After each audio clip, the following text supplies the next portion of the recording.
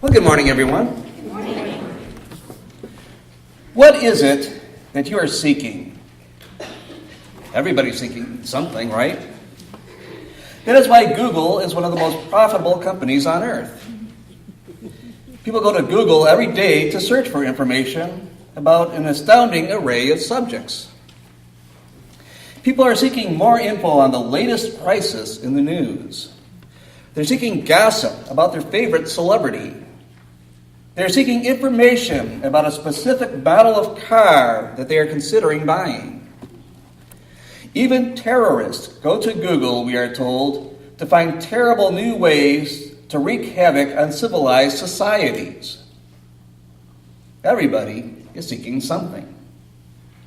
So what are you seeking? Well, maybe it's not information. Perhaps you are seeking for truth, or peace, or hope. Maybe you're looking for that great new product that is going to make your life everything you hoped it would be.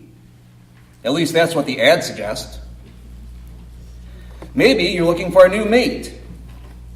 ChristianMingle.com promises to find God's perfect match for you. Good luck with that. A young woman was sitting in a coffee shop expounding on her idea of the perfect mate to some of her friends. The man I marry must be a shining light when with his friends. He must be musical, tell jokes, sing, and stay home at night. A little old lady at the next table overheard and spoke up. "Girl, what you just described is my computer."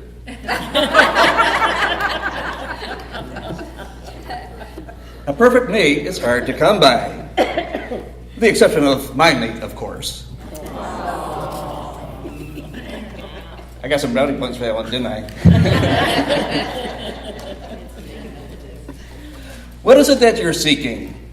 We are all seeking for something. Our lesson from the Gospel for Epiphany is the beloved story from Matthew chapter 2 that begins like this. After Jesus was born in Bethlehem in Judea, during the time of King Herod, Magi from the east came to Jerusalem and asked, "Where's the one who's been born King of the Jews? We saw his star when it rose and have come to worship him." You know the story. When the Magi reached Jerusalem, they sought help with their search, and assuming that the newborn king would be born in a palace, that is where they headed for directions. When King Herod heard about their quest, he was disturbed. He in turn consulted the chief priests and teachers of the law. They pointed the Magi toward Bethlehem. Then Herod adds these chilling words, "Go and search carefully for the child. As soon as you find him, report to me, so that I too may go and worship him." Of course, the last thing that Herod intended was to worship the child. His motives were far more sinister. But the Magi finally did find the child, and when they found him, they bowed down and worshipped him. Then they opened their treasure and presented him with gifts of gold, frankincense, and myrrh. Their search was over. They had found the newborn king. So let's return to our opening question. What is it that you are seeking?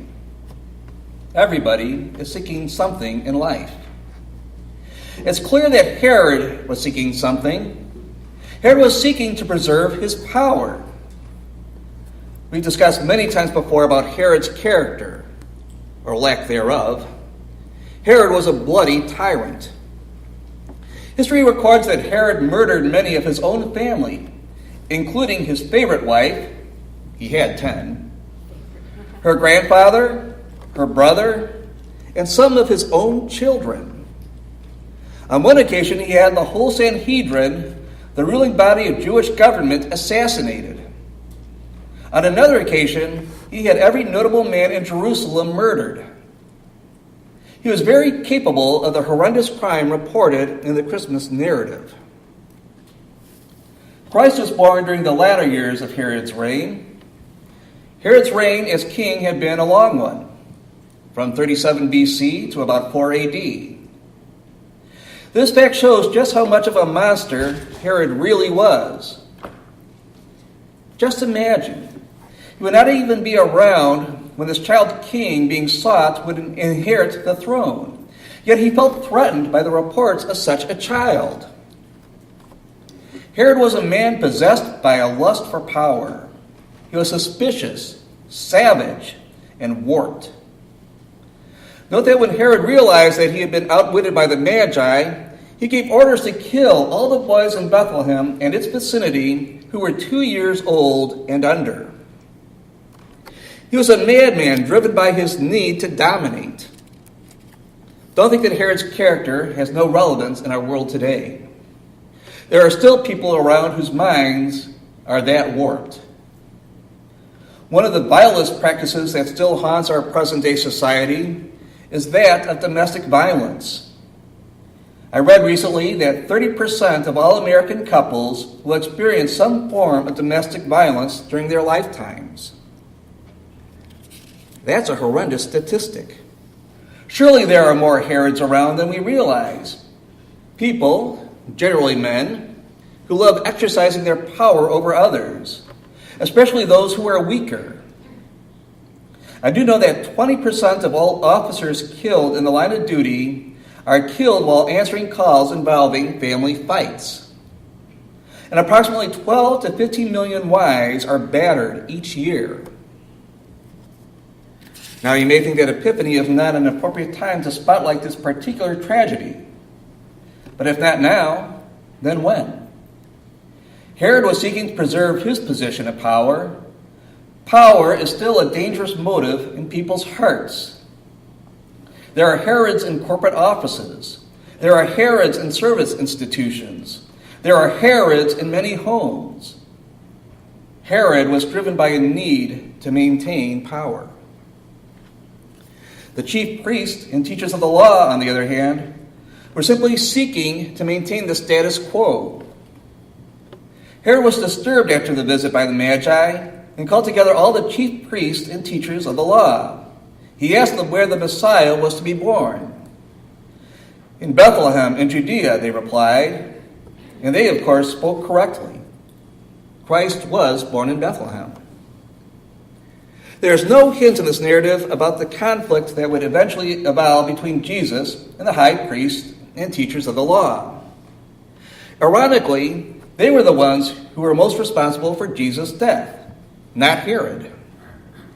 And probably there would have been no conflict between Jesus and the religious authorities if Jesus had simply left well enough alone. All the chief priests and teachers of the law wanted to do was simply maintain the status quo.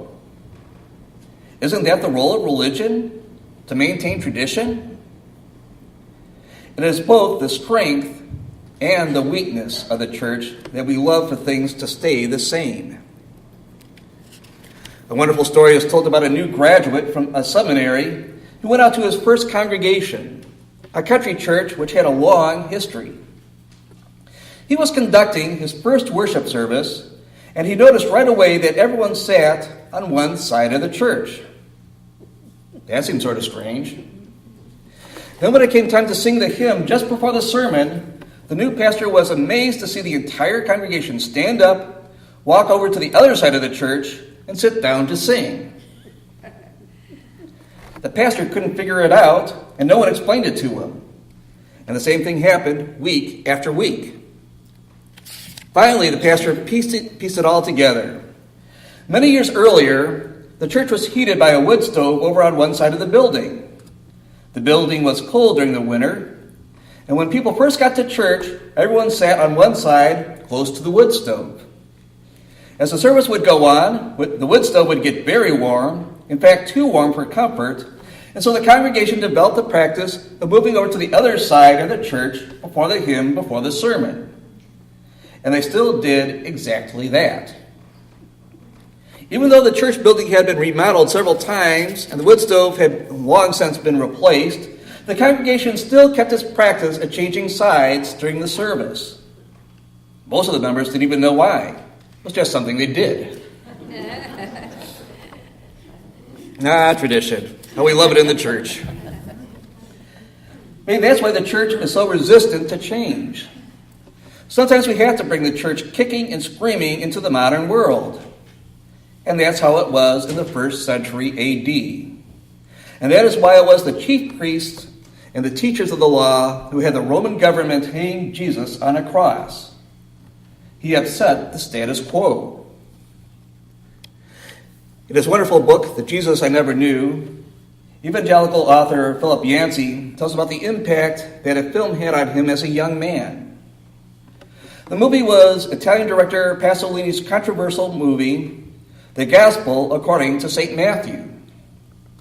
It's interesting how Pasolini came to produce this movie. Pasolini was trapped in an enormous traffic jam during a visit by the Pope to Florence, Italy. So Pasolini checked into a hotel room where, bored, he picked up a copy of the New Testament from the bedside table and read through the Gospel of Matthew. What he discovered in those pages so startled him that he determined to make a film using no text but the actual words from Matthew's Gospel. What emerged was a film that presented Jesus, using only Matthew's text, to the very young people of the 1960s as someone very much like themselves. Anti-materialistic, anti-hypocritical, pro-peace, and pro-love. As he had never experienced anything like this, for me, he writes, the film helped to force a disturbing reevaluation of my image of Jesus. In physical appearance, Jesus favored those who would have been kicked out of Bible college and rejected by most churches. Those in authority, whether religious or political, regarded him as a troublemaker, a disruptor of the peace. Obviously, the only way to deal with such a troublemaker was to crucify him. That's what we do with troublemakers, isn't it? Silence them with a cross or a gun or prison or simply social isolation. We love the status quo. So did the chief priests and teachers of the law. Herod sought to maintain his power. The religious leaders sought to maintain their traditions. And finally, there were the Magi. They were foreigners, probably Gentiles, but they were seeking the newborn king of the Jews. It's a shame that the Magi couldn't have used Google Maps or Siri. A GPS on their camels would have been pretty nice. Instead, they were dependent on a bright light in the heavens to lead them. It led them first to Jerusalem, and if they had modern technology, they wouldn't have had to ask Herod to help them refine their search. And maybe Herod would never have been alerted. The Magi were from the east, probably Persia. They were considered to be the skilled scientists of their day, skilled in philosophy, science, medicine, and astronomy. Some say they were the priestly order of Persia, advisor to the Persian rulers. How did they know that the child whom they sought would be the king of the Jews? And maybe they had contact with the Jewish community in Persia, left there from days when Jews were captive in that land. But a definitive answer is not given. But they were led by the star, first of all to Jerusalem, and then to Bethlehem, to the house where the young child lay. Their purpose, of course, was to worship the newborn king. And that's exactly what they did. Matthew tells us, when they saw the star, they were overjoyed. And coming to the house, they saw the child with his mother Mary, and they bowed down and worshipped him. Then they opened their treasures and presented him with the gifts of gold, frankincense, and myrrh. Herod was seeking power. The chief priests and teachers of the law were seeking to maintain the status quo. But the Magi were seeking the newborn king so that they might worship him. And so I ask one last time, what is it that you're seeking? My guess is that you have come here this day genuinely seeking God. You realize the dangers of life, of seeking anything else. Power, wealth, pride, even an attachment to the status quo can be the enemy of God. We must lay every other motive in life before the child of Bethlehem. Will you please pray with me? With that thought in mind, please pray. Oh God, take our thoughts, everything we are and everything we hope to be, and help us focus on one thing, your kingdom and your righteousness.